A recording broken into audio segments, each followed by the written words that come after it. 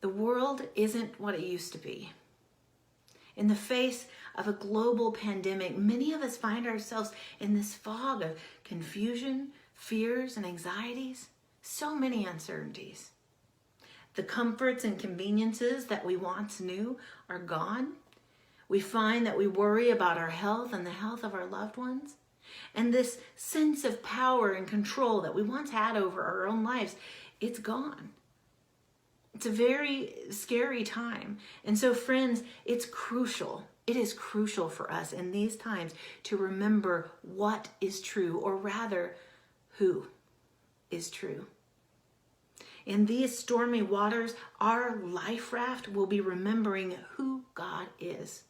And so I hope that over the next several weeks, you will join us here to just remind ourselves who God is. So today, I want to focus on this character trait. God is powerful. Now, there are so many evidences of this, and we could talk for days about all of the evidences of God's power, but I feel that there is none so astounding as God's power as expressed in creation. And we get a really good picture of this in the story of Job. Now, many of us know his story. He was a God-fearing man. He loved God, and he was a righteous man.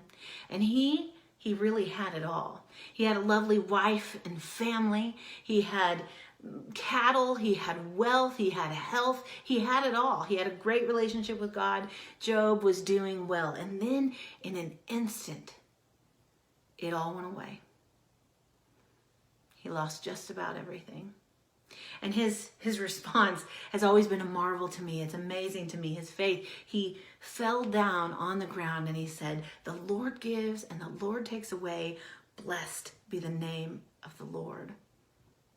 And so we see in this moment, in this very hard moment, Job had lost everything. Almost. He had not lost his God. He had not lost his faith in God. And so through the rest of the book, Job whines, he cries, he whimpers, he says he wishes that he were dead. He receives crummy advice from his friends. And finally, towards the end of the book, when Job has been able to find no answers and he's still asking why, that's when God starts talking. But he doesn't give Job the whys.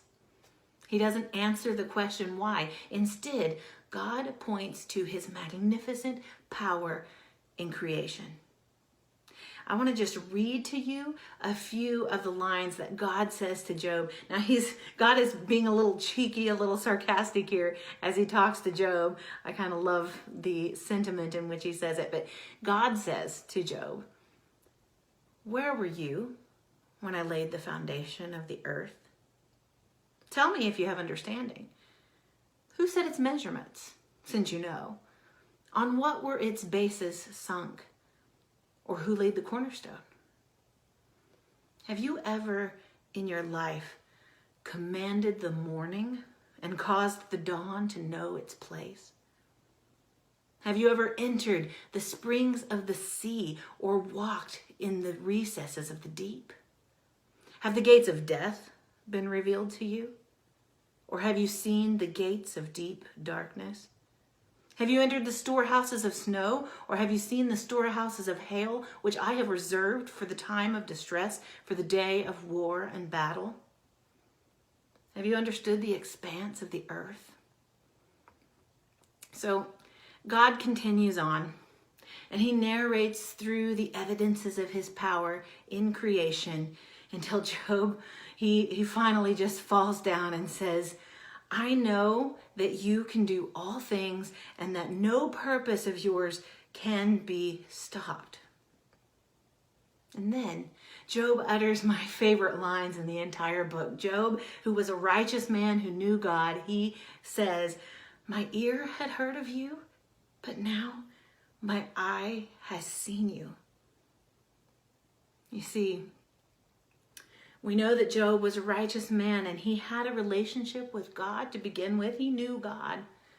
But it was through his suffering and through this revelation of God's great power in creation that Job comes to a deeper and fuller understanding of the character of the living God. And so through his suffering, he has arrived at this wonderful revelation. He has a deeper knowledge of God. He said, my ear had heard of you, but now my eyes have seen you. Job recognized the power of God. And it's so important for us to recognize also the power of God. God is powerful. So I would encourage you to meditate on this fact this week. Meditate on it through the rest of the day and then through the rest of the week. And just keep reminding yourself of this fact that God is powerful. It's a life-changing truth. It's a life-defining truth. And if you get a hold of that, it will change the fabric of who you are. Hope you have a great week.